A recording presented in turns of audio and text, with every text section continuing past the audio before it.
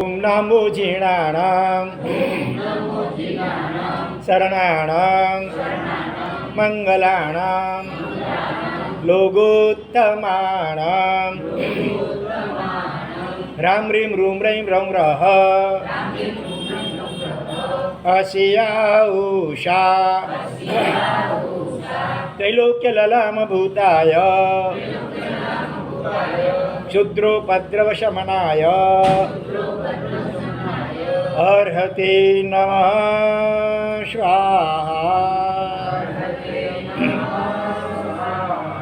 ओम ऐं नमः ओम ऐं नमः ओम ऐं नमः।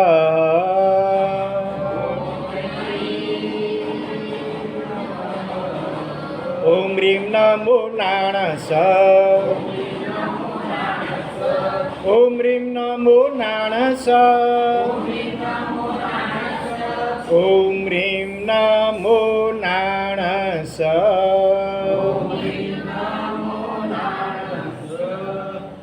जिने भक्तिर् दिने दिने सदा मेस्तु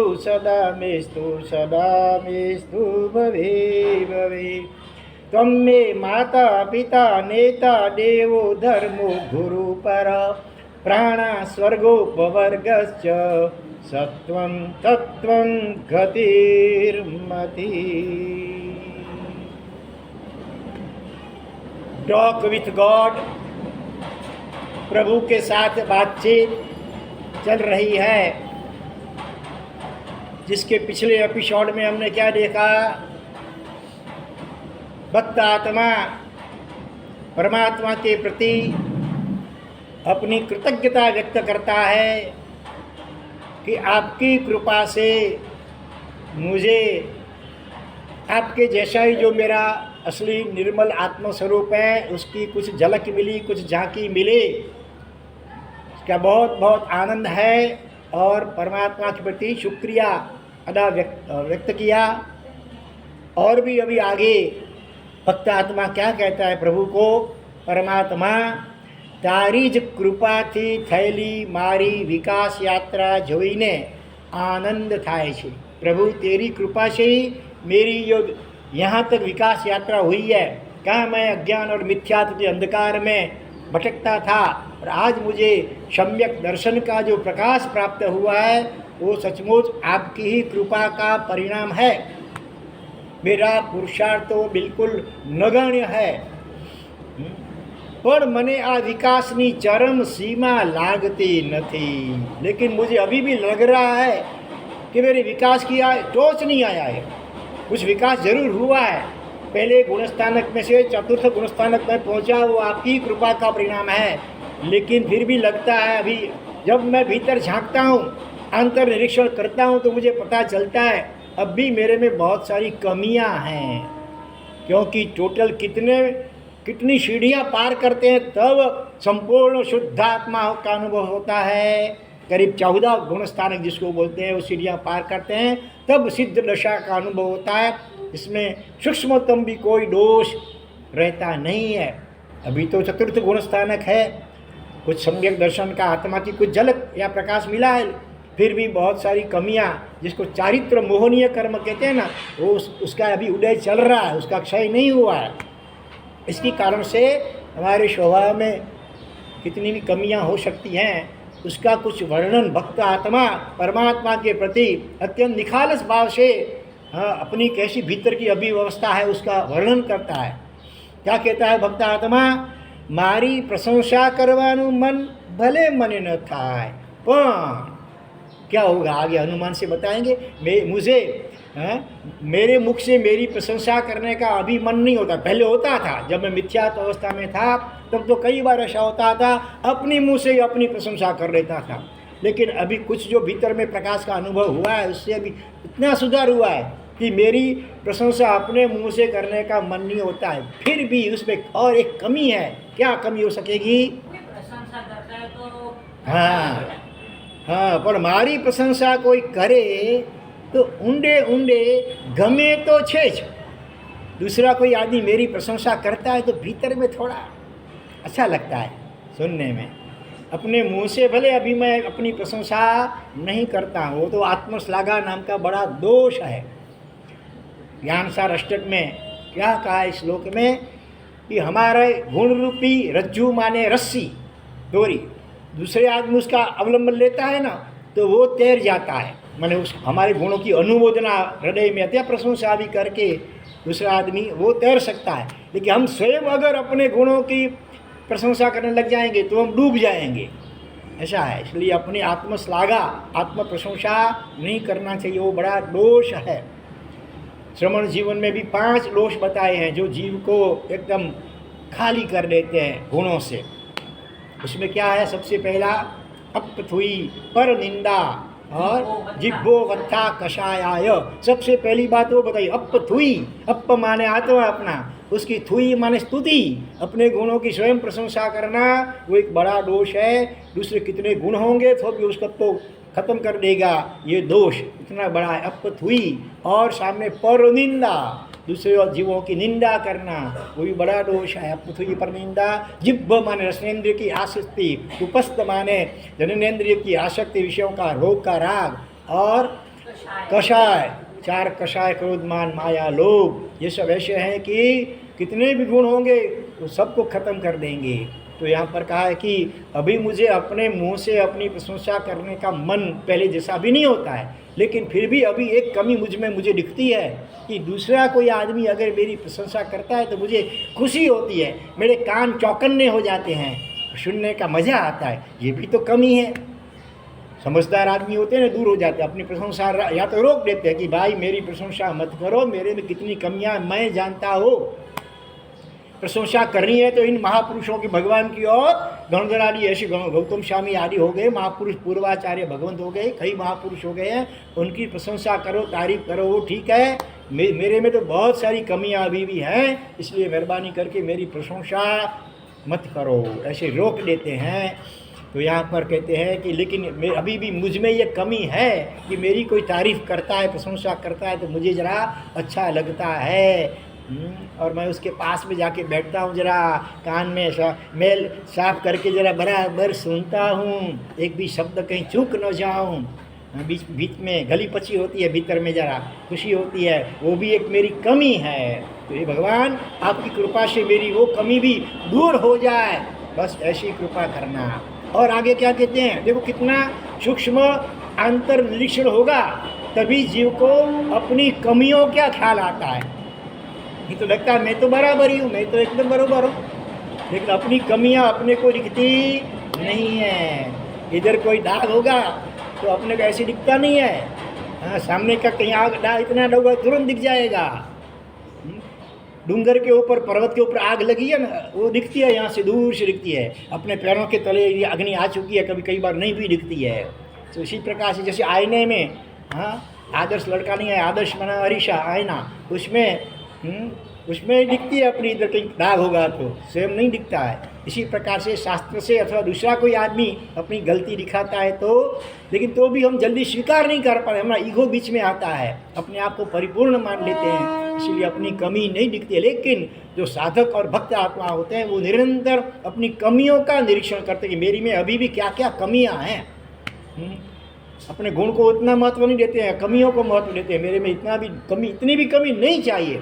मुझे कोई कुछ भी बोल ले, कितना भी अपमान करे 100 आदमियों के बीच में, तो भी मैं शांत रहूँगा। अगर नहीं रह सकता हूँ शांत तो वो मेरी क्या है, कमजोरी है, कमी है। भगवान ऐसी कृपा बरसाओ, मेरी ये कमी दूर हो जाए, नहीं तो आपकी इसमें लाज जाएगी।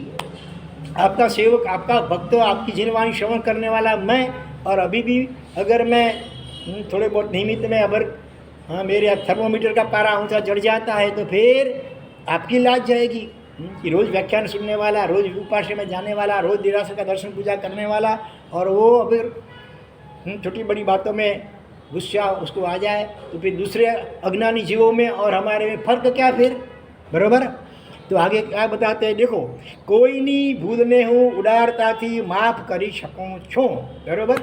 किसी की गलती हुई हो तो मैं उदारता से अभी क्षमा कर देता हूँ, पहले नहीं कर सकता था, लेकिन जब से भीतर में सम्यक दर्शन का प्रकाश आपकी कृपा से हुआ है तब से इतना सुधार जरूर हुआ है कि दूसरों की गलती की मैं उदारता से क्षमा कर सकता हूँ, लेकिन फिर भी एक कुछ कमी मेरे में। क्या कमी होगी अभी बोलो तो? नहीं बताओगे वीरेंद्र भाई? हाँ बोलो, आप तो बहुत व्याख्यान सुनते हैं। हाँ, दूसरों की कमी, दूसरों की गलती होती तो मैं उदारता से क्षमा कर सकता हूँ, लेकिन बोलो महाराज बोलो, अभी तरण गांव वाले सुन रहे हैं, बोलो जरा। कबूल करने को तैयार नहीं। हाँ, मारी भूल कोई बतावे ते सहन करी सकतो नहीं। मेरी गलती बराबर है वीरेंद्र भाई, क्या कहते हैं कि मेरी गलती कोई दिखाता है तो वो मुझसे सहन नहीं होता। मैं कितना अच्छा आदमी, कभी कुछ गलत करता ही नहीं हूँ, और फिर भी मुझे बार बार ये लोग क्यों ऐसा बोलते हैं? वो अभी इतनी मेरी में कमी है भगवान, मेरी गलती का मैं स्वीकार नहीं करता हूँ अथवा उसके ऊपर सम्यक चिंतन नहीं कर पाता हूँ, और तुरंत नाराज़गी हो जाती है, गुस्सा आ जाता है। भगवान तो आपकी कृपा से मेरी ये भी कमी है ना, कमजोरी, वो भी दूर हो जाए, ऐसी कृपा करना।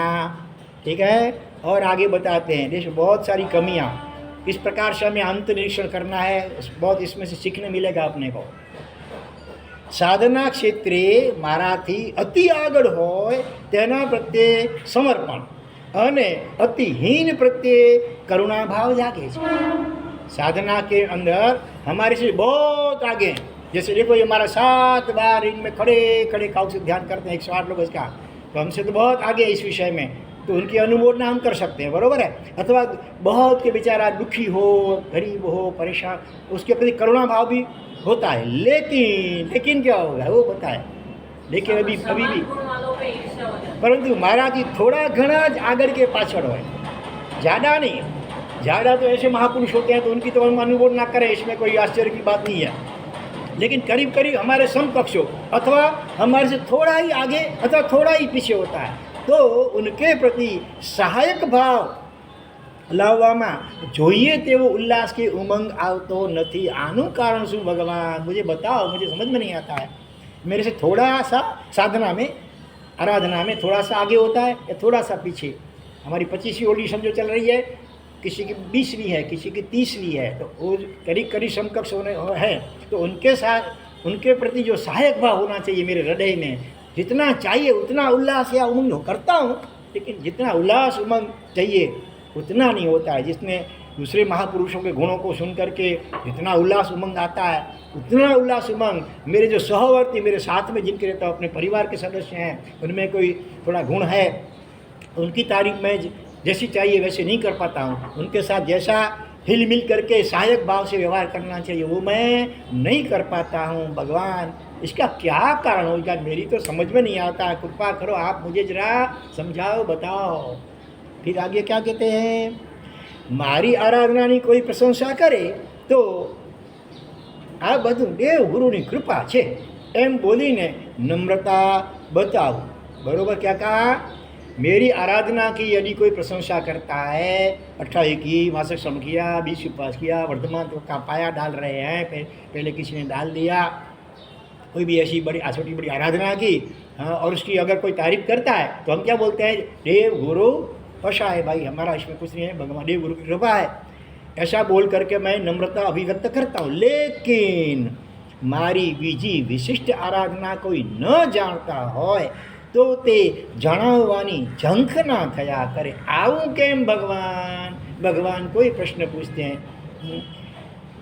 बहुत सारी आराधना अपने जीवन में होती है, कुछ अंश की तारीफ कोई करता है, लेकिन दूसरे जो हमारी विशिष्टताएं हैं वो अगर सामने वाला व्यक्ति नहीं जानता है तो होता है कि ज़रा ये भी उनको बता दूं तो वो भी मेरी प्रशंसा करें, ऐसी मेरी अभी इच्छा हो रही है, होनी नहीं चाहिए थी लेकिन हो रही है अभी भी। तो ऐसा क्यों होता है भगवान, इतनी आपकी कृपा मेरे ऊपर बरसी है, सम्यक दर्शन का अनुभव हुआ है, फिर भी अभी मेरे में ऐसी ये सारी कमियां क्यों है भगवान, कैसे दूर होंगी ये कमियां? समझ आता है बराबर? हाँ, हमारे जीवन में समझो तप है, जप है, ब्रह्मचर्य है, सेवा, तो कुछ कुछ बातें प्रसिद्ध हैं, उनकी कोई तारीफ करता है, लेकिन जो बातें कम प्रसिद्ध हैं इसीलिए सामने वाली व्यक्ति उसका उल्लेख नहीं कर पाता है, तो हमको हो जाता है कि हमारी ये प्रशंसा, ये जो विशेषता है वो भी उनको पता चले और उसकी वो तारीफ करे तो अच्छा। ऐसा भगवान अभी भी मेरे में क्यों हो रहा है? हाँ, भूख, तरस, ठंडी, गर्मी, रोग, गर्मी होती है ना अभी, तो बहुत गर्मी है, बहुत गर्मी होती है। हाँ? भूख, प्यास, शीत, ठंडी और गर्मी, रोग, बीमारी शरीर में प्रसन्नताथी सहन करीने देहाध्यास तोड़वानी भावना जागे। कभी कभी होता है कि मैं सहन करूँ, भूख प्यास सहन करूँ, ठंडी गर्मी सहन करूँ, जिससे शरीर ही मैं हूँ, आत्मा, ऐसी जो देहाध्यास जिसको बोलते हैं वो मेरा कम होवे, ऐसी भावना कभी कभी जगती भी है। लेकिन क्यारेक सुखशीलता पोसाई जाए અને મચ્છરથી પણ અકળામણ થાય, આવું કેમ બને ભગવાન? कभी कभी जरा हाँ पंखा चालू, हाँ अच्छा लगता है, पंखा चालू होता है तो वायुका की विराधना उसमें हमको याद नहीं आती है, और जरा अच्छा लगता है, सुखशीलता। और मच्छर, आजकल मच्छर का उपद्रव बढ़ गया है ना। अभी 2 दिन पहले किसी उन्होंने सब वो दवाई छांटी, बेचारे कितने मर भी गए होंगे। अभी मच्छर कम हो गए तो हमको खुशी होती है, हाश अभी मच्छर नहीं आए, लेकिन कितने मर गए, उसका क्या? अगर हम खुशी मनाएंगे तो उसकी जो विराधना है उसका दोष अपने को लगेगा। इसलिए अपने को समता में रहना है, अथवा करुणा भाव व्यक्त करना। बेचारे कितने मच्छर मर गए, हमारा तो खून पीट पर इतना बूंद सा पिया, लेकिन वो बेचारे बिल्कुल मर गए, लाखों मच्छर। तो उसकी चिंता होनी चाहिए, उसका करुणा उसकी होनी चाहिए, लेकिन वो नहीं होती है। लांबी लांबी ओड़ी चालू विहाરમાં ઉલ્લાસથી થાય અને કોઈ રીતે આ संज्ञा पर न सतावे। ऐसा भी होता है, कभी बड़े विहार होते हैं उसमें भी लंबी लंबी होलियाँ चलती रहती है। कई महात्माओं की 80, 85, 90 बड़ी बड़ी होलियाँ विहारों में भी चलती रहती है, और उस वक्त आहार संज्ञा को परेशान नहीं भी करती है। लेकिन क्या होगा आगे बताइए जरा। हाँ, पारने में क्या होता है, થોડું મોડું થાય। नौकारसी कहता है माता समझो 7:15 बजे, 7:30 बज गया, 7:45 बज गया, अभी तक भी रसोई बराबर पूरी तैयार नहीं हुई है, अभी हो रही है, तो आकुल व्याकुल हो जाते हैं ना। अथवा पारणाना दिवसों तिथि આવી જાય, पारणा कभी नहीं, लेकिन 14 आ गई, पक्षिया, पूनम, अमावस्या, अष्टमी, ऐसी पर्व तिथियाँ आ गई तो फिर फ्रूट नहीं मिलेगा, हिला साग नहीं मिलेगा, हरी सब्जी नहीं मिलेगी, तो ज़रा मन में गिलानी होती है, अरे आज ही पारणा आया। हाँ, 5 आई जाए तो ज़रा मन में होता है कि नहीं होता है, देखना ज़रा। त्यारे मन में કંઈક अरुचि आए, કંઈક ज़्यादा नहीं, थोड़ी तो होती है कि अरे यार नींबू पानी नहीं मिलेगा, नींबू शरबत नहीं मिलेगा। तो आनो कारण शू है, वो भी नहीं होना चाहिए, इतना सूक्ष्म निरीक्षण होना चाहिए, इतनी भी कमी क्यों अभी तक मेरे में है। सब हर प्रकार की कमियों से मुक्त होंगे तभी तो मोक्ष होगा ना। वो अम्बिल की होलियाँ करते हैं, वो नेट प्रैक्टिस है। टेस्ट मैच कब होगा? नेट प्रैक्टिस के बाद टेस्ट मैच आती है ना क्रिकेट में, उसमें हार और जीत वही गिनी जाती है। टेस्ट उसमें नेट प्रैक्टिस में हार जीत का उतना महत्व नहीं होता है। फाइनल एग्ज़ाम, जो मंथली एग्ज़ाम में कोई कम मार्क मिले वो उतना महत्व का नहीं है। फाइनल एग्ज़ाम जब होती है, एनुअल एग्ज़ाम, उसमें अगर हार गए तो आगे भले कितना भी मार्क लिया, लेकिन एनुअल एग्ज़ाम में नापास हो गया तो नापास, फिर आगे नहीं बढ़ पाएंगे। तो अम्बिल की होलियाँ या वर्षी तप, जो भी तपस्या छोटी बड़ी करते हैं, वो सब नेट प्रैक्टिस है। टेस्ट मैच कब होती है?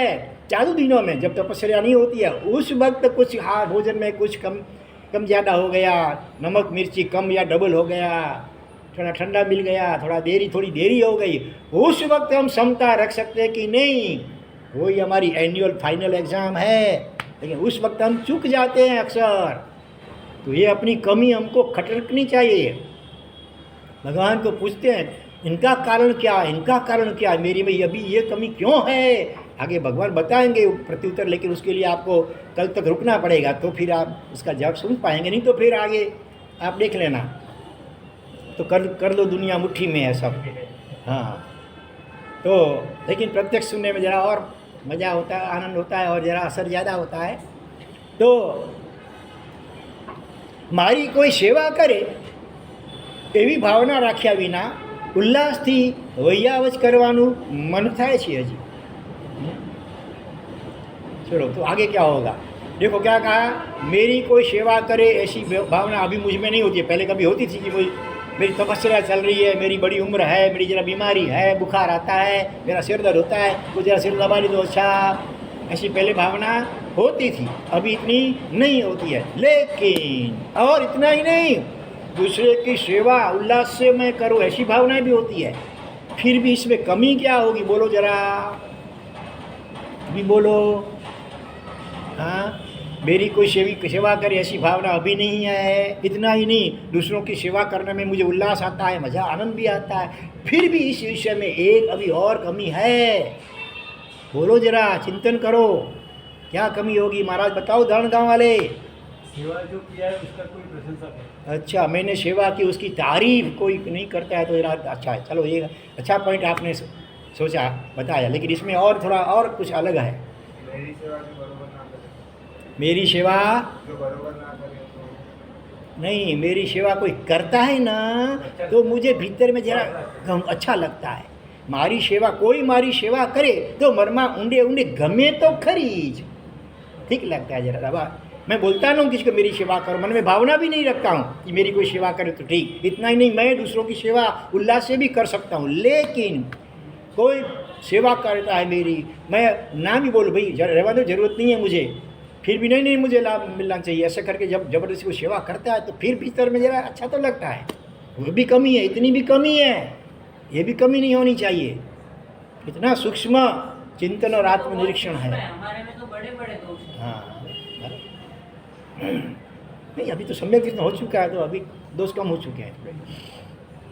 और आगे बताते हैं, हाँ, मेला कपड़ा पहरिया होय तो मन में उद्वेग न थाय, अगर होता है तो वो बड़ी कमी है। मेले कपड़े, मुख्य रूप से अभी तो साधु जीवन के दृष्टि से बात चल रही है। हाँ, कोई महात्मा 7 दिन 15 दिन महीने में भी एक बार काप निकालते हैं, कोई 2 महीने 3-4 महीने भी एक बार निकाले, ऐसे महापुरुष भी अभी जिन शासन में हैं अनेक। तो मारा कपड़ा, मेला कपड़ा पहरिया हो तो मन में उद्वेग भी नहीं होता है, पण काप काढेला उजड़ा के नवा कपड़ाનો ઉપયોગ કરતા કંઈ કરતીની પરિણતિ પ્રગટે ખરી, આનું કારણ શું હશે? कभी कपड़े फट गए हैं, पुराने एकदम जीर्ण हो गए हैं, तो गुरुदेव ने कहा कि भाई इसको बदल दो, तो फिर नया कपड़ा अथवा तो धुआ हाँ स्वच्छ कपड़ा पहनता हूँ तो भीतर में थोड़ा अच्छा तो लगता है। वो भी तो कमी है, वो भी तो कमी, सूक्ष्म कमी है, बड़ी कमी भी हो सकती है अपने में भी। हाँ, कि मैले कपड़े पहनते हैं तो कभी कहीं तो रोज़ बदलते कपड़े, और रोज़ आयरन क्या बोलते हैं, इस्त्री वाले कपड़े, वो भी कभी घर इस्त्री नहीं हो पाई है, ऐसे ही बिना इस्त्री के कपड़े तो वो भी गुस्सा हो जाता है घर वालों के प्रति, क्यों मेरे कपड़े को इस्त्री नहीं करवाई। दूसरा शब्द है इस्त्री के लिए कुछ क्या बोलते हैं, प्रेस, हाँ प्रेस नहीं करवाया अभी तक मेरे कपड़े को। तो इसका कारण क्या, भगवान आपका सेवक होकर के ऐसी बातों में मैं अटक जाता हूँ, उलझ जाता हूँ, तो कब मेरे ये दोष दूर होंगे, स्थूल और सूक्ष्म। और आगे कहते हैं कि दूरना घर में गोत्री जवामा कंटाड़ो न आवे। अभी हमारे महात्मा गए थे, जो चैत्य टावर गए थे 2 दिन पहले गोत्री के लिए, 2 महात्मा गए थे। हाँ, उसमें भी कंटाल आ जाता है कभी कभी को, दूर इतना दूर कोई विनती करते हैं इतना दूर नहीं आएंगे, लेकिन कभी चलो उतने में कंटाल नहीं भी आता है। हमारे ऐसे महात्मा भी हैं 1520 वाले भी गोत्री जाते हैं। हमारे माटुंगा में अभी है हम रक्षित महाराज, वो 15-20 माले, वो भी बिना बताए चुपचाप, बिना विनती से, विनती करें और जाएं ऐसा नहीं, विनती भी नहीं हुई है, फिर चुपचाप अचानक चले जाते हैं। और हो सकता है कभी अचानक जाते हैं, कभी रसोई तैयार नहीं भी हो तो 15-20 माले चल करके वापस ऐसे ही खाली हाथ लौटना पड़ता है, तो वो भी मन में ग्लानि नहीं होती है। ऐसे महात्मा भी अभी इस काल में भी विद्यमान हैं। तो दूरना घરમાં ગોત્રી જવામાં કંટાળો ન આવે એવું હજી ક્યારેક બને, પણ नजदीक के घरों में से मिल जाए तो आनंद करो। हाँ समझ गए, अभी चालाक हो गए आप लोग। अभी इसकी शैली थोड़ी समझ में आ गई है कि નજીકમાં જ ઘરમાં ગોત્રી મળી જાય તો અંતરમાં કંઈક રાજીપો તો થાય છે, આનું કારણ શું હશે? दरण गांव में तो मंदिर उपासक के सामने एक किशोर भाई का, उनके भी भाइयों का 3-4 घर साथ में पास में ही हैं, तो ज़रा ठीक लगता है। इनका घर थोड़ा सा दूर था, हाँ, वहाँ भी जाते थे, उसमें कंटाला नहीं भी आता मानो, लेकिन फिर भी कभी विनती, हम निकले हैं दूर जाने के लिए ही निकले हैं, लेकिन नज़दीक वाले ने विनती कर दी आग्रह भरी, हाँ, उनके घर मेहमान भी आए थे, उनके लिए मेहमान के लिए बहुत सारी रसोई बनाई थी, और भावपूर्व आग्रह करते वो पात्रे भर दिए। हाँ, तो चलो आज धक्का टल गया दूर का, थोड़ी ठीक लगता है थोड़ा, तो वो भी नहीं लगना चाहिए, ऐसा कहते हैं। लेकिन होता है भगवान, इसका कारण क्या, ऐसा मेरे में ऐसा क्यों होता है? अभी भी प्रतिकूलता आवे तो मजेથી વેઠી લેવાની તૈયારી રાખું છું। प्रतिकूलता आती है किसी प्रकार की, ठंडी, गर्मी, भूख, प्यास, अपमान, कोई भी, तो उसको तो मैं प्रेम से सहन कर सकता हूँ। लेकिन क्या होगा? अनुकूल परिस्थितिમાં મનમાં આનંદ तो લાવે જ છે। આનું કારણ શું હશે ભગવાન? अनुकूल परिस्थिति होती है, वातावरण भी जरा अच्छा रहता है, नहीं ठंडी, नहीं गर्मी, नहीं ज़्यादा बारिश, तो ज़रा नहीं मच्छर, तो ज़रा अच्छा लगता है। वो भी नहीं लगना चाहिए, हमारा समभाव, ख्याल ही नहीं आना चाहिए कि बाहर ठंडी है, गर्मी है, क्या है, कुछ नहीं। इतने अपने स्वाध्याय में, अपनी आत्मा में मस्त रहना चाहिए कि बाहर का वातावरण क्या कैसा है उसका ख्याल तक नहीं आना चाहिए। लेकिन अभी ऐसी स्थिति नहीं आई है भगवान मेरी, इसका वो स्थिति कब आएगी, कैसे आएगी? रजक घोर तपश्चर्याમાં પણ मनने ताप नहीं। मास कमल चल रहा है, 28 बता चल रहा है, 28 तेले से वर्षी तब चल रहा है मानो, और फिर भी मन में जरा ग्लानि नहीं है। तीसरा उपवास हो, चाहे पारणे का दिन हो, तो भी मन में ग्लानि नहीं है। ऐसी स्थिति होनी चाहिए। लेकिन अनुकूल परिस्थिति में तो मन जरा खुश होता ही। अच्छा, જાહેરમાં થતી હરજકણ કે રિદ્ધિ વૈ, हाँ, घोर तपस्याમાં પણ मनने ताप नहीं, सरस अन्य नहीं मनने प्रसन्न भाव जो। बीमार पानी मिल गया तो भी मन में प्रसन्नता नहीं होनी चाहिए। ऐसी स्थिति मेरी कब होगी? हाँ, अभी तो रूखी सूखी रोटी मिलती है तो जरा मुँह गिर जाता है, और अच्छी मुलायम स्वादिष्ट भोजन मिलती है, भोजन मिलता है तो मन में प्रसन्नता हो जाती है। ये भी तो कमी है। तो ऐसी स्थिति कब होगी? और तपस्या हो तो भी आनंद, समता, आनंद, प्रसन्नता, और मिले तो संयम वृद्धि, नहीं मिली गोत्री तो तपो वृद्धि। ऐसा समझ करके समभाव में कब मैं रहूँगा? जाहिर में थती धर्म क्रिया में अप्रमत्तता। लोग देख रहे हैं, सुन रहे हैं, मंदिर में, उपास में बहुत सारे लोग, तब तुम एकदम शुद्ध क्रिया करने लग जाते हैं, पूरा खमा समझ देते हैं, बराबर पहुँचते प्रमाण देते हैं, मुक्ति का उपयोग ठीक से रखते हैं, हम सब शुद्ध उच्चार से सूत्र बोलते हैं। लेकिन दो कोई देखने सुनने वाला नहीं है, हम अकेले हैं, तब जो धर्म आराधना करते हैं उसमें कितना गड़बड़ घोटाला होता है। हाँ, और खानगीમાં થતી ધર્મ સાધનામાં ક્યારેક પ્રમાદ हो तो वो भी खटकता है। हमेशा प्रमाद तो नहीं होता है, होना चाहिए, लेकिन कभी कभी थोड़ा गड़बड़ हो जाता है, कोई दिखता नहीं और जल्दबाजी है, दूसरा काम करना है तो फटाफट निपटा देते हैं कभी। वो भी कमी है भगवान। वो मेरी कमी कब दूर होगी, कैसे दूर होगी? तो सुनते हैं तो स्तवन कितना है, धीरे से ललकारते बोले बोलते हैं। और नहीं सुनने वाला तो जैसे गद्य में फटाफट पड़ जाते हैं। ऐसा भगवान क्यों होता है मेरा? जाहिर में वही बात फिर से आई, जे जाहिर में देरासर उपासय में नवी स्तुति स्तवन वगैरह में जोरदार आनंद आवानु कारण तारी भक्ति के पछी खाली जगह में 3 शब्द साथ में जुड़ गए हैं। टोटल 7 अक्षर हैं, 2 अक्षर और 3 अक्षर।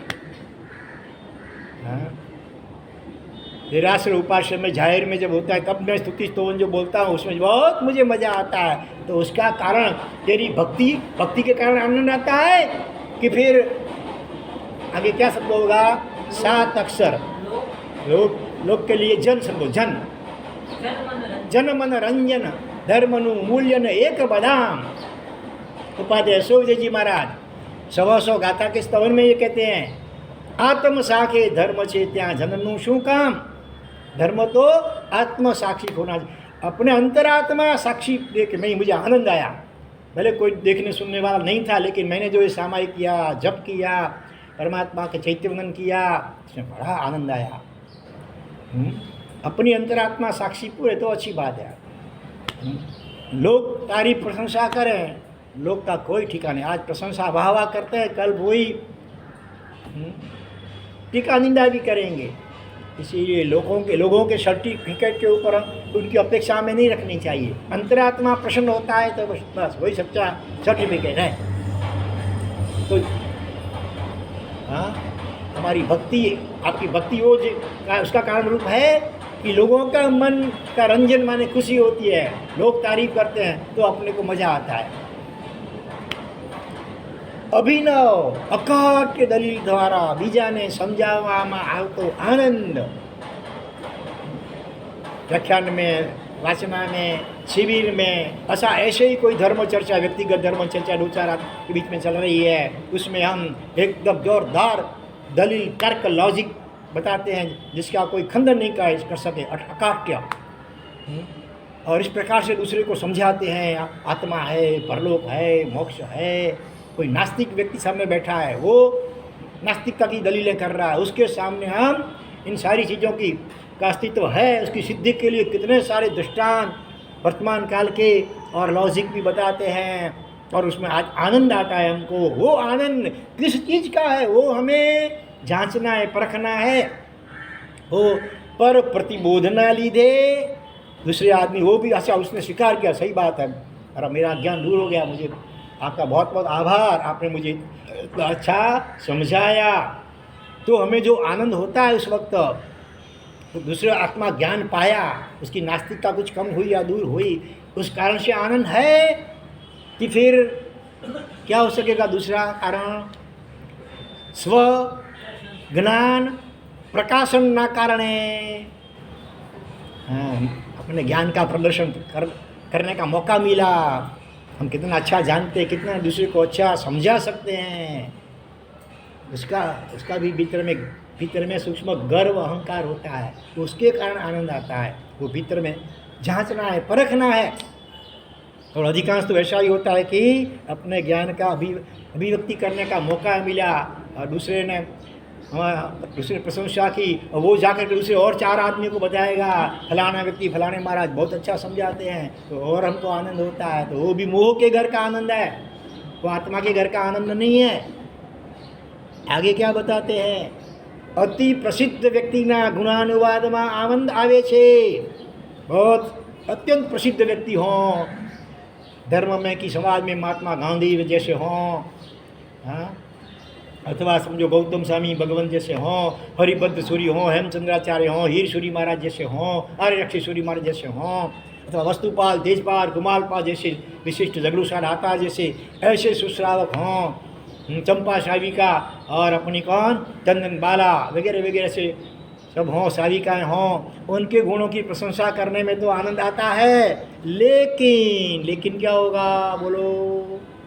हमारी जो समकक्ष हैं और हमसे जो छोटे उम्र में या दीक्षा पर्याय में छोटे हैं, उनके गुण सद्गुणों की प्रशंसा करवानो अंतर थी उम्र को केम नहीं आवतो? हमारे समकक्ष हैं अथवा हमसे जो छोटे हैं, लेकिन उन कोई गुण हमारे से ज़्यादा उनमें हैं, तो उनके गुणों की तारीफ करने में हमें उल्लास क्यों नहीं होता है? भगवान, मुझे होना चाहिए था उल्लास। थोड़लो पण गुण परतणो सांभળી हर्ष मन आनरे। दूसरे का छोटा सा गुण भी दिखने में आए, सुनने में आए, हृदय में एकदम आनंद उल्लास आना चाहिए उनका अनुमोदना करने के लिए। पर गुण परमाणु पर्वती कृत्य नित्यम निजरुनि विकसंता शांति संता की अंत। दूसरे के परमाणु जितने गुण, छोटे से गुण, उनको भी पर्वत जैसा समझ करके मैग्नीफाइंग ग्लास के द्वारा, हाँ, और हृदय में बहुत आनंद पाते हों, ऐसे महापुरुष कितने मिलेंगे कि दूसरे के छोटे से गुण को भी बड़ा समझ करके उसकी प्रशंसा करते हैं, खुशी मनाते हैं, और अपने छोटे से दोष को भी मेरू जितना समझ करके हृदय में पश्चाताप करते हैं। लेकिन यहाँ मेरी स्थिति क्या है कि अपने समकक्ष अथवा अपने से छोटे जो व्यक्ति हैं, हाँ, हम जेठानी या देवरानी के गुणों की प्रशंसा, सास है तो बहू के गुणों की प्रशंसा करें, लेकिन ऐसा प्राय कम होता है। इसका क्या कारण भगवान? और आगे कहते हैं, तिथि माँ के ओड़ी माँ उल्लास थी आंबेल करवा माँ जोरदार कुमारी आवे छे। हाँ, अष्टमी, पूर्णिमा, चतुर्दशी, अमावास्या वगैरह पर्व तिथियाँ हैं, अथवा अभी नवपड़ की होलियाँ आ रही है, और कल से तेला, अठम, कुछ नाम आए कि नहीं आए पता नहीं, बरोबर ना? कल 5 तारीख है ना, हमारे गुरुदेव की पुण्यतिथि है 33वीं, जिन्होंने अपने जीवन में 48 साल तक लगातार एकासन किए, दीक्षा से 3 साल पहले से ही, और अपने अंतिम 8 साल तक लगातार वर्षितप चालू रखे। कितने भक्तों के दबाव के बीच भी कि भाई आप बड़ी उम्र है, इतनी जिम्मेवारियाँ हैं, आप वर्षितप न करो, एकासना ठीक है, लेकिन आपने छोड़ा नहीं, वर्षितप लास्ट तक चालू रखा। ऐसे महातपस्वी गुरुदेव, उनकी कल पुण्यतिथि है, भादरवा अमावस्या के दिन उनका स्वर्गवास हुआ था। तो भारत भर में 8म तप होने वाले हैं। उस साथ में कल एक भगवान का भी कल्याणक है। कितनों को मालूम है भाइयों में? तो नमो ओरियंता मालूम है? हाँ, बहनों में भी 3-4 उंगली है। अबाल ब्रह्मचारी नेमिनाथ भगवान गिरनार तीर्थ मंडन, उनका कौन सा कल्याणक है कल? केवल ज्ञान कल्याणक का भी पवित्र दिन है, डबल लाभ। हाँ, तो 8म में भी नेमिनाथ भगवान का जाप कर सकते हैं। ओम ह्रीम श्री अंबिका देवी परिपूजिताय श्री नेमिनाथाय नमः। ओम ह्रीम श्री अंबिका देवी परिपूजिताय श्री नेमिनाथाय नमः। 3 दिन में 125 माला का जप करना है। तो किन्होंने नाम लिखाया, जरा उंगली ऊंची करेंगे? 1 2 3 4, इधर नमो ओरियंताम। चलो, हाँ, और भी अभी भी कई बार ऐसा होता है, होगी कि नहीं होगी, चलो 1-2 दिन करके देखें, बाद में लिखाएंगे ना तो भी चलेगा। कल लिखाना, कल परसों लिखाएंगे, तक तो लिखाएंगे तो भी चलेगा। कल शुरुआत कर देना कल, और परसों अगर लगता है कि चलो हो जाएगा, अच्छा है, फिर नाम लिखा दो। तो यहाँ पर क्या कहते हैं? तिथि के ओड़ी माँ उल्लास थी आंबेल करवा माँ जोरदार। हाँ, दूसरा, आज की खबर पत्रिका में पहले पन्ने पे आपने पढ़ा है, पत्रिका किसने पढ़ी है? कच्छी समाज में से तो पढ़ी है। उसमें क्या आया है आज पहले पन्ने पे? गुण भक्तामर 44 गाथा है ना, आज तो 11 गाथा हैं, 4 दिन तक रोज चलेगा 11 गाथाओं अर्थ के साथ। गुण भक्तामर, जिन शासन में भक्तामर तो सुप्रसिद्ध है, उसके ऊपर से दूसरे कितने भक्तावर बने हैं। जैसे नेमी भक्तामर, हमारे पास किताब है नेमिनाथ भगवान, उसमें क्या होता है? एक पंक्ति माने हर एक भक्तामर की 44 गाथाएँ हैं, हर एक गाथा की चौथी पंक्ति भक्तामर की होगी, और आगे की 3 पंक्तियाँ जो होती है वो समझो नेमिनाथ भक्तामर है तो नेमिनाथ भगवान की होगी। आदि भक्तामर है, आदि तो नहीं, समझो पार्श्व भक्तामर है तो उसमें 3 पंक्तियाँ पार्श्वनाथ को लागी होती होंगी। इस प्रकार से 4 पंक्तियाँ सरस्वती भक्तामर है। और भी कितने अपने गुरु भगवंतों के नाम से भी भक्तामर बने हुए हैं। नेमी भक्तामर माने नेमीश्वरी हो गया आचार्य भगवंत, उनके गुणानुवाद के रूप में नेमी भक्तामर भी है। ऐसे ऐसे अभी पत्रिका में आया है गुण भक्तामर, माने चौथी पंक्ति होगी भक्तामर स्तोत्र की गाथा की, आगे की 3 पंक्तियाँ होंगी नई बनाई हुई, और चारों पंक्तियाँ मिल करके वह स्तुति गुणगान किनके होंगे? गुरुदेव के होंगे। ऐसे गुण भक्तामर आज से पत्रिका में आना प्रारंभ हो गया है। 4 दिन तक चलेगा, 11 गाथाएँ उसके भावानुवाद के सहित है। तो आप जरूर न पढ़ा हो तो पढ़ना। तो यहाँ क्या कहते हैं? हाँ, तिथि माँ के ओड़ी माँ उल्लास थी आंबेल करवा माँ जोरदार खुमारी आती है, मज़ा आता है कि चलो अपने से वर्धमान आंबेल तक का पाया हो रहा है, अच्छी बात है। लेकिन क्या होगा बोलो बरा? वगर आंबील नहीं अभी मानो, क्यारेक લુખ્ખી રોટલી કે લુખ્ખા ખાખરા આવી જાય તો ચિત્તની પ્રસન્નતા કેમ? ખાલી જગ્યા થાય છે 3 અક્ષરનો શબ્દ, પહેલો અક્ષર ચ, ચિત્તની પ્રસન્નતા કેમ ચલિત થાય છે? प्रसन्नता टिकती है, मुँह गिर जाता, लटक जाता है। अरे यार लुक्खा खाखरा लुक्खी रोटली मिली, अरे भाई तुमने इतनी बड़ी लंबी होली कर दी। हाँ हाँ, तो लेकिन होता नहीं है, प्राय करके होता नहीं है, होता हो तो बहुत अनुमोदनीय। होलियाँ होती है, तपस्या होती है, तब हम सब कर लेते हैं। लेकिन बिना तपस्या पालना होता है, चालू दिन होते हैं जब, तब थोड़ा सा कम ज़्यादा हो जाता है कुछ, तो वो सहन नहीं कर पाते हैं और गुस्सा आ जाता है, भगवान ऐसा क्यों होता है मेरे जीवन में। अन्य द्वारा मोटानी प्रशंसा थती होय तो प्रमोद भाव प्रगटे, बरोबर। कोई आदमी किसी बड़े आदमी की प्रशंसा कर रहा है, वो सुन करके हृदय में प्रमोद भाव होता है, पर आगे क्या होगा बताओ। पर साथ में मारा गुणनी प्रशंसा કર્યા વિના અન્ય વ્યક્તિ દ્વારા સમકક્ષ કે નાની વ્યક્તિના ગુણની થતી પ્રશંસા સાંભળીને તેના પ્રત્યે મનમાં અણગમો કેમ થાય છે। ठीक है, दूसरों की प्रशंसा करें अच्छी बात, लेकिन पहले मेरी भी तो करनी चाहिए, प्रशंसा तारीफ करनी चाहिए, वो नहीं करते हैं। और दूसरे जिसकी तारीफ हो रही है ना, वो हमारे से समकक्ष है समझ लो, मतलब हमारे से छोटा है, उसकी तारीफ कर रहे हैं और हमारी तारीफ नहीं कर रहे हैं, तो फिर जरा हाँ रुचि होती है, उसके प्रति जो प्रशंसा कर रहा है उसके प्रति भी हो जाती है, और कभी कभी जिसकी प्रशंसा हो रही है उसके प्रति भी अरुचि हो रही है। भगवान ऐसा क्यों हो रहा है मेरे में अभी तक। और अभी लास्ट में कहते हैं अंतिम मुद्दा कि આવી ઝીણી ઝીણી अनेक खामियों हजी सुधी केम रवाना थी नहीं, कितना गिनाऊं। जैसे रत्नाकर 25 में कहते हैं ना लास्ट में उपसंहार, ऐसे तो मेरे में कितने थोड़े अपने दोष गिनाए, बाकी तो इन गिनत दोष है, कितना मैं बोलूँ, कितना वर्णन करूँ। अथवा नकामू आप पासे नाथ सुन बकऊँ गणो, ये देवताना पूज्य आ चारित्र मुझे पोता ताणु, बस यही बात है। अथवा का एम अनंत प्रकार थी साधन रही तो हुए નથી એકે સદગુણ પણ મુખડું બતાવું છું। भगवान मेरे में एक भी कोई गुण 100% आत्मसात नहीं हुआ है, तो क्या मुँह आपको दिखाऊं मैं भगवान। मुझे तो शर्म आती है मंदिर में आने में, तेरे सामने कैसे क्या ऐसे में खड़ा कैसे रहूँ, सिर झुक जाता है। जैसे कोई बड़ा अपराधी होता है, खूनी, और कोर्ट में खड़ा किया है, उसका सिर झुक जाता है। तो यहाँ पर ऐसी मेरे में कितनी कमियाँ हैं। तारो बनिया पछी पण एना छुटकारो केम थतो નથી। भगवान मैं तो अभी तेरा हो गया, तेरा विशिष्ट भक्त हो गया हूँ, फिर भी मेरे में कितनी सारी ये कमियाँ हैं, कैसे दूर होंगी। कृपा निधि, हाँ आनु कारण तो बताओ भगवान, आप तो करुणा के सागर हैं। अच्छा अभी भी मेरे जीवन में क्यों हो रहा है, उसका क्या कारण होगा, જેથી એનાથી બચવાનો કે છૂટવાનો પ્રયત્ન तारी कृपा थी करी सकती।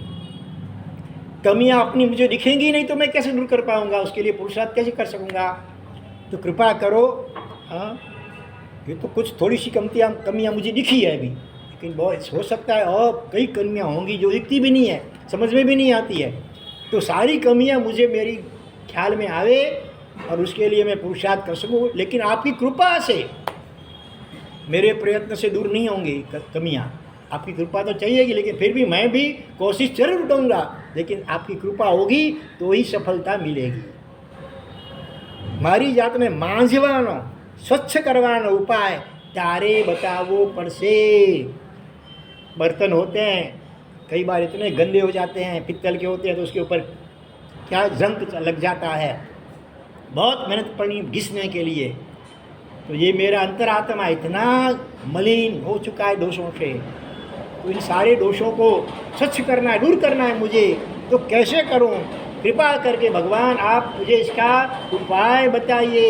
इस प्रकार से हमने भगवान के आगे आरजू की है, विनंती की है। अभी भगवान इसका क्या प्रत्युत्तर बताते हैं वो हम कल जानेंगे, ठीक है। हो सके तो प्रत्यक्ष जानना, नहीं तो परोक्ष रूप से भी जरूर जानना। शॉर्ट में नहीं बोला जा सकता है, समझ में नहीं आएगा। और अभी दूसरा दृष्टांत का विषय भी तो आना चाहिए, क्योंकि आज कोई ज़्यादा दृष्टांत नहीं आ सके हैं, तो इसीलिए दृष्टांत के साथ परेशान भी चाहिए। तो अभी दूसरा सब्जेक्ट हमारा शुरू करें, અને વિશ્વની આધ્યાત્મિક અજાયબીઓ। उससे पहले मंगलाचरण के रूप में हम केवल एक नवकार आज बोलेंगे। आप सभी को आंख बंद करके सुनना है, वो भी करेंगे फिर, बरोबर है? आंख बंद करके सुनना है, केवल एक नवकार हो एकदम भाव से। सन्यासी महाराज ने किरण भाई को एक सामायिक में केवल एक ही नवकार एक ही बार, ऐसी साधना। फिर 3 सामायिक, 8 सामायिक, 60, 28 में केवल एक नवकार एक ही बार, ऐसी साधना करवाई। तो हम कोशिश तो करें एक नवकार 1, 1.5 या 2 मिनट तक चलना चाहिए। 1 मिनट, कम से कम तो 1 मिनट, एक ही नवकार। इस प्रकार से हम कोशिश करेंगे भाव से, लेकिन बंद आँख से सुनिएगा। आँख सभी की बंद होनी चाहिए। जो जो अक्षर या शब्द चल रहा है आपको बंद आँख से उस अक्षर को भी देखना है, मन से देखना है। साथ में जो शब्द हो उसका जो अर्थ हो, वो अर्थ के अनुरूप हृदय में भाव विकसित करना है। नमो आता है तो एकदम नम्रता का, नमस्कार का भाव आना चाहिए। हरिहंत आता है तो हरिहंत, अंतर शत्रुओं को जिन्होंने जीत लिया, ऐसे परमात्मा के प्रति अहोभाव आना चाहिए। चलो सावधान।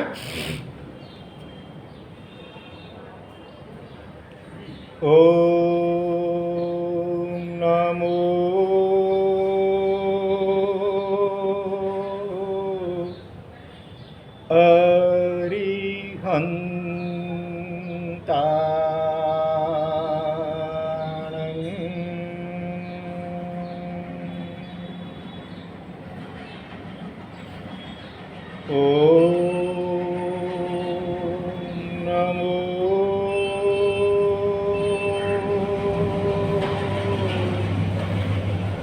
सिद्धा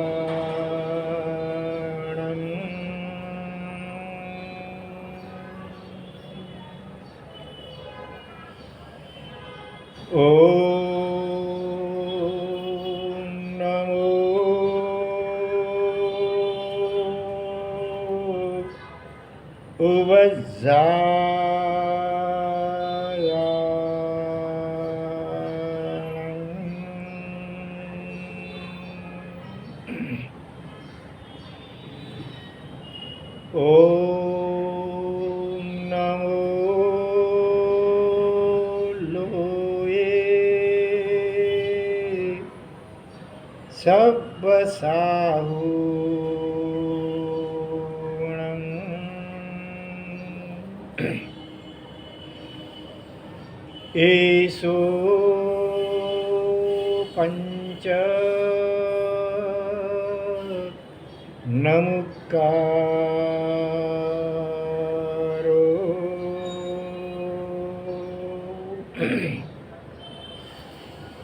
सब पाव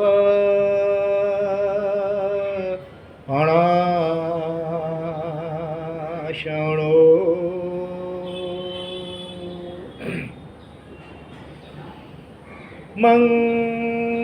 मंगलाणं च सब्बेसिं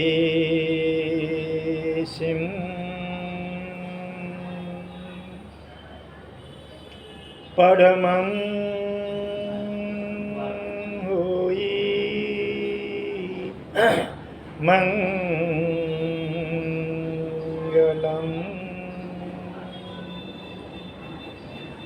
ओम शांति शांति शांति।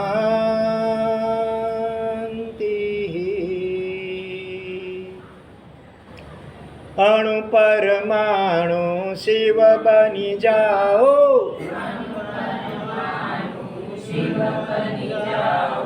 આખા વિશ્વનું મંગલ થાઓ,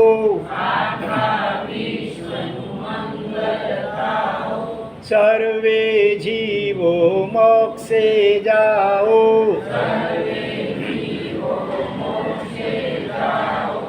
અરહં મૈયા અમર તપો,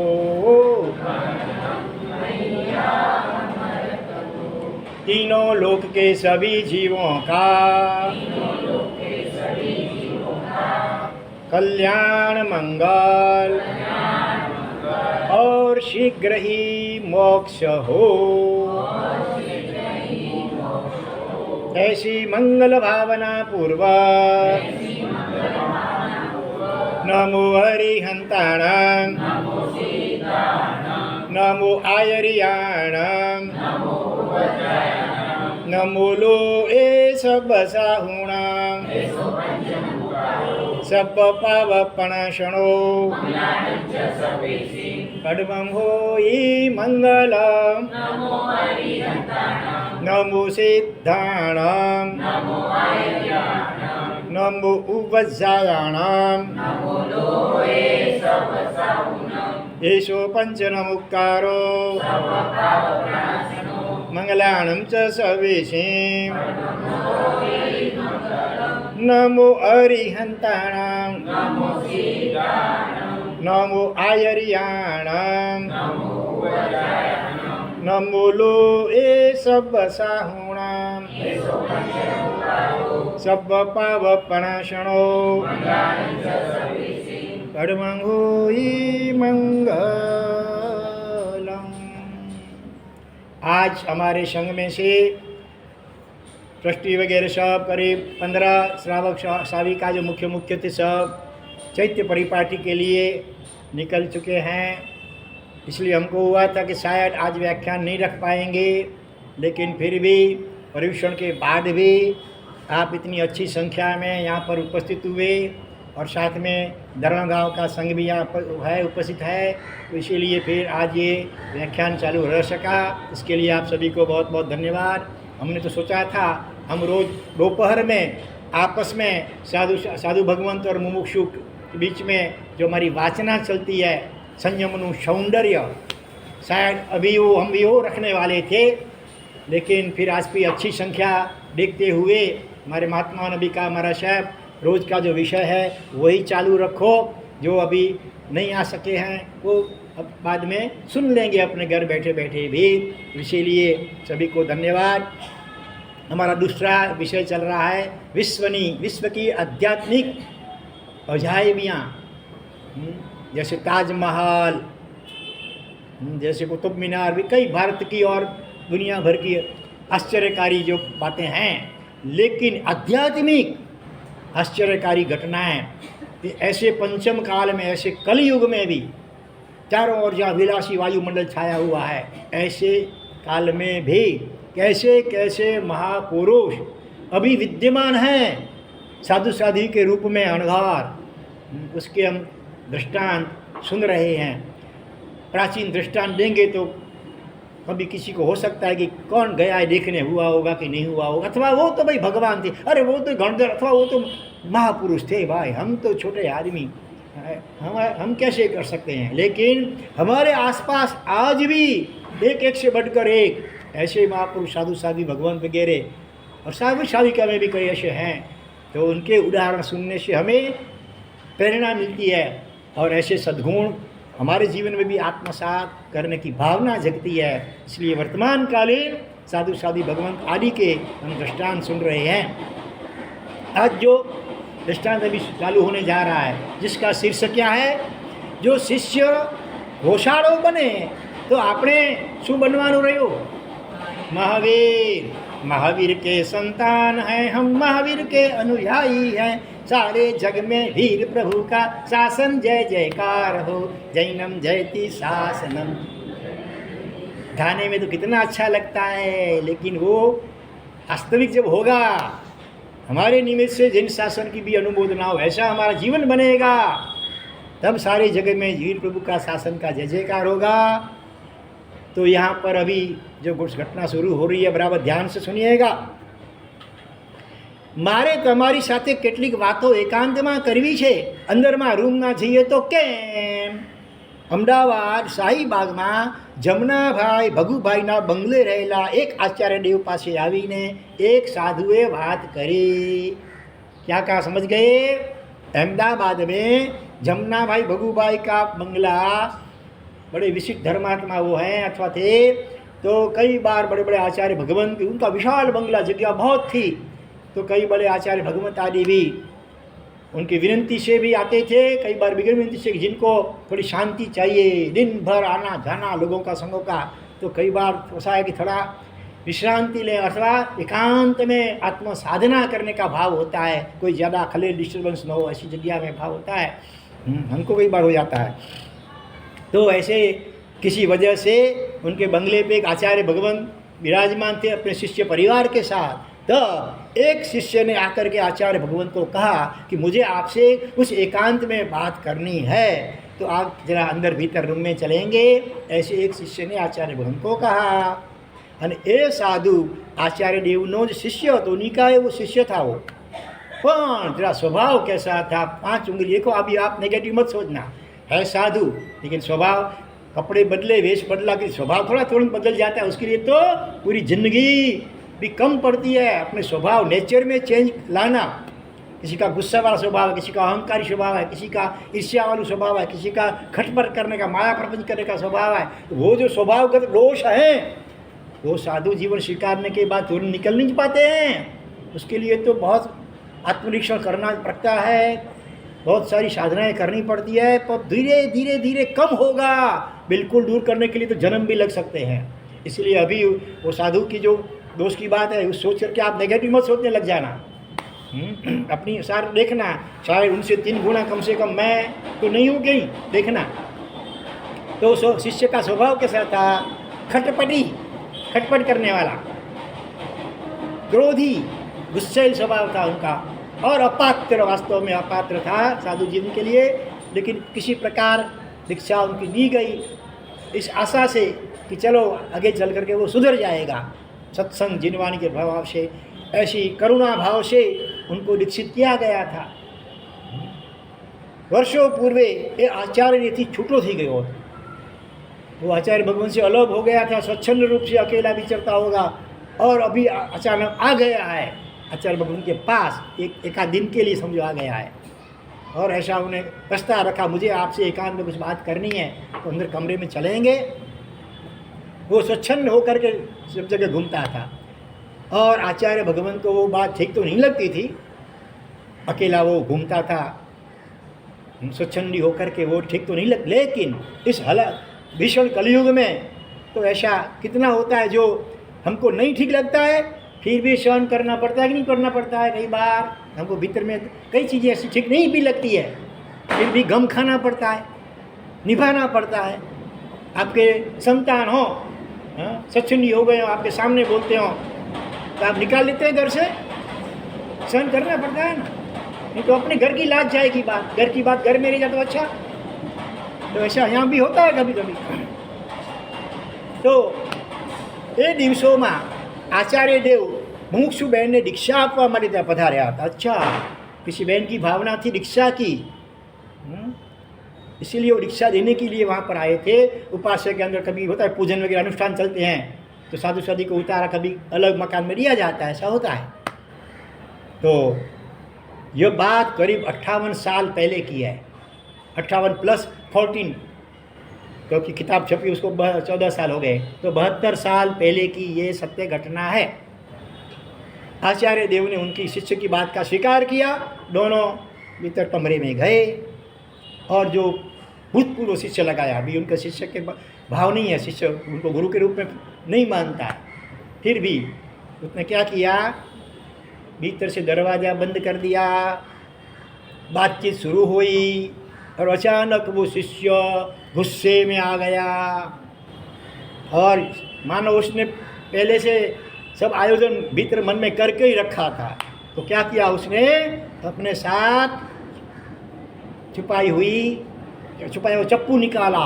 चप्पू साधु जी में तो होना नहीं चाहिए, लेकिन वो कहीं से लाया है, और पहले से प्री प्लानिंग था सब, सोलो आचार्य भगवान के प्रति कितना उसको क्रोध और गुस्सा होगा। निकाल कर तुरंत फटाफट आचार्य देव के पीठ में ऐसे 2-3 चप्पू के प्रहार कर दिए। कैसी घटना ऐसी देखिएगा। सोचो अभी हम अगर होते आचार्य भगवान की जगह पे तो क्या करते, ये समझना, ये देखना है। खून बहने लगा और आचार्य भगवंत ने ऐसी घोर भीषण वेदना के बीच, पीड़ा के बीच में भी चीख नहीं डाली, चिल्लाए नहीं, ओ दौड़ो दौड़ो दौड़ो था, मर गया बचाओ, कुछ नहीं कहा। चुपचाप क्या किया, सहन किया। आचार्य भगवान को कोई साधु गुस्से में आकर के उनका एक जब का शिष्य वो चप्पू का प्रहार 2-3 प्रहार कर दे, खून बह रहा है, फिर आचार्य भगवान ने कीमती कितनी समता रखी वो समझना, देखना है। जरा सी भी चीखे नहीं। और वो शिष्य तो फटाफट दरवाज़ा खोल करके रफू चक्कर होने लगा, पलायन होने लग गया, भागने लग गया। और बाहर जो थे शिष्य उनके आचार्य भगवान, उनको पता भी नहीं चला कि क्या हुआ है, क्या चिल्लाए नहीं, और वो फटाफट जल्दबाजी वो निकल गया। तो आचार्य भगवान ने कहा क्षमा विजय, उनका एक शिष्य का नाम था क्षमा विजय, तो भीतर से उस शिष्य का नाम से उनको बुलाया और क्या कहा, आचार्य भगवान क्या कहा होगा, ओ भाग रहा, उसको पकड़ो जल्दी, उसने ऐसा किया है, उसको पुलिस को सुपुर्द कर दो। हम होते क्या करते, सोचो, सामान्य घटना नहीं है, वो सत्य घटना है। ये 72 साल पहले की, चौथे आरे की घटना नहीं है। वज्र ऋषभ नाराज संग्रह आचार्य भगवान का नहीं था, छेवटा संग्रह था। क्या कहा, देखो वो अपना शिष्य जल्दबाजी में अपना ये ओघा रजोरण भूल गया है, जल्दी जाओ और उनको रजोरण वापिस लौटा के आओ। देखो विलम्ब मत करना, वो जल्दबाजी में जा रहा है, विलम्ब मत करना, जल्दी जल्दी उसका ये रजोरण बेचारा भूल गया है, जल्दबाजी में उसको वापिस लौटा के आओ। सोचो तो सही, आचार्य भगवान की कितनी करुणा, कितनी महानता। ऐसा अपात्र है समझ जानते थे, फिर भी उसको होगा वापिस लौटाने के लिए अपने शिष्य को बोलते रहे हैं। और क्षमा विजय जो थे वो रजोड़ देने के लिए फटाफट वो निकल गए। लेकिन उतने में तो दरवाज़ा खुला है, दूसरे शिष्य कोई आए, उनकी दृष्टि पड़ी, अरे आचार्य भगवान के शरीर में से तो खून बह रहा है, अरे ये क्या, शिष्यों के मुंह से चीख निकल गई, अरे ये क्या, हाय, अरे ये तो लगता है किसी ने चप्पू से प्रहार किया है, किसने किया। और शिष्य फिर तो समझ गए, अभी तो वही दूसरा तो कोई था नहीं भीतर में, और उनका स्वभाव कैसा है वो उनसे सब परिचित भी थे। शिष्य समझ गए सारी बात। लेकिन क्या कहा शिष्यों ने, आचार्य भगवान को क्या कहा, अरे ऐसे खूनी को आपने क्यों ऐसे जाने दिया, आपने जरा आप चिल्लाए होते तो हम उनको घेर करके पकड़ लेते, और आप दूसरी बात ऐसे नालायक को ये होगा वापिस लौटाने के लिए शिष्य को भेजा है। शिष्य थोड़े नाराज भी हो गए, थोड़ा गुस्से भी हो गए, अरे भगवान आचार्य क्या किया, ऐसे नालायक को क्या होगा वापिस लौटाने होता है, अरे होता है तो छीन लेना होता है, ऐसे कहा। तो और शास्त्रकार उसमें सम्मत भी है, अपात्र को किसी प्रकार से मिल गई है दीक्षा और सुधरने के लिए बिल्कुल तैयार ही नहीं है, इतना समझाने पर भी नहीं समझता है। तो लास्ट में तो आचार्य भगवान को सत्ता भी है, चारणा मारना छोड़ना और पड़ी छोड़ना, उसमें अपात्र व्यक्ति का रजो और वापिस लौटाने का ले लेने का भी आचार्य भगवान कक्षाधिपति को सत्ता होती है, फिर भी उन्होंने इसका उपयोग नहीं किया। तो ये तो जिन शासन के महान जैनाचार्य थे, भगवान महावीर स्वामी के विशिष्ट सेवक थे, उन्होंने क्या प्रत्युत्तर दिया अपने शिष्यों को, बेचारा अज्ञानी है, क्रोधी है, हो सकता है उसका होगा वापिस लौटाने के लिए भेजा गया है, तो अपनी ये करुणा था, उदारता उसके हृदय में परिवर्तन लाने में निमित्त बन सके। थोड़ी सी भी पात्रता होगी तो उसको होगा, अरे मैंने तो इतना बड़ा गुनाह किया, फिर भी देखो आचार्य भगवान ने कितना समता रखी, चिल्लाए भी नहीं, और मेरा रजोर वापिस मुझे लौटा रहे हैं। ऐसी स्थिति में भी हो सकता है, संभावना है, उसको मौका दिया सुधरने का। कितना बड़ा मौका दिया है। हो सकता है उसको पश्चाताप हो और उसका उद्धार हो जाए। नहीं तो बेचारा ऐसे पाप कर रहा है, उसकी भविष्य में क्या दशा होगी। भगवान महावीर स्वामी ने सोचा ना संगम देवता के लिए, अरे बेचारे का भविष्य में क्या होगा, कितने ढेर सारे चिकने कर्म मेरे निमित्त से बांध गया 6 महीने तक उपसर्ग करते हुए। ऐसी करुणा आचार्य भगवंते बरसाई। हम अगर उसको शिक्षा करेंगे, दंड देंगे तो नहीं सुधरेगा। प्रेम और करुणा से ही कोई सुधरेगा तो सुधरेगा। दंड देंगे फिर वो और गुस्से नाराज होगा, ज़्यादा पाप करेगा। लेकिन ऐसी करुणा और प्रेम बरसाएंगे तो उसको सुधरने का मौका मिलेगा और सुधर भी सकता है। हाँ, वो अगर गौशाला बनता है तो क्या मुझे महावीर नहीं बनना चाहिए? आचार्य भगवान ने शिष्यों को प्रश्न किया, अगर वो मानो गौशाला जैसा बेचारा बन जाता है तो फिर मुझे भी तो, मैं भी तो महावीर का, हम सब संतान है ना, तो मुझे भी महावीर जैसा कुछ करना चाहिए। हाँ, बस ये दृष्टांत सुन करके हमें क्या सीख लेनी है? हम साधु साध्वी हैं और हम आप लोग भले समझो श्रावक श्राविकाएँ, आपको भी अपने आश्रित जो भी हों, आपके संतान भी हो अथवा आपके यहाँ सर्विस करने वाला नौकर चाकर कोई भी कर्मचारी भी हो, हम सब छद्मस्त हैं, गलतियाँ सभी से हो सकती है, मानस मात्र भूलने पात्र। लेकिन ऐसा प्रेम और करुणा बरसाएंगे तो सामने वाला व्यक्ति कैसा भी कालमिंड पत्थर जैसा होगा तो भी पिघल सकलेगा। आखिर तो आत्मा है ना, चेतन है, जड़ तो नहीं है। इतनी करुणा प्रेम बरसाने पर भी कोई नहीं सुधर पाएगा तो भी मानो वो नहीं भी सुधर पाया, कोई अभव्य जीव होता है ऐसा, अति भारे कभी दुर्भवी होता है, तो कभी कभी ऐसा भी होता है नहीं सुधर पाता है, तो भी हमें माध्यस्थ भावना रखनी है। करुणा और माध्यस्थ भावना रखने की भगवान ने कहा है।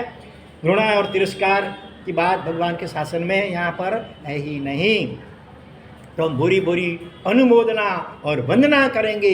ऐसे समता मूर्ति, ऐसे करुणा के सागर, ऐसे प्रेम के अवतार आचार्य भगवान को हम प्रार्थना करेंगे।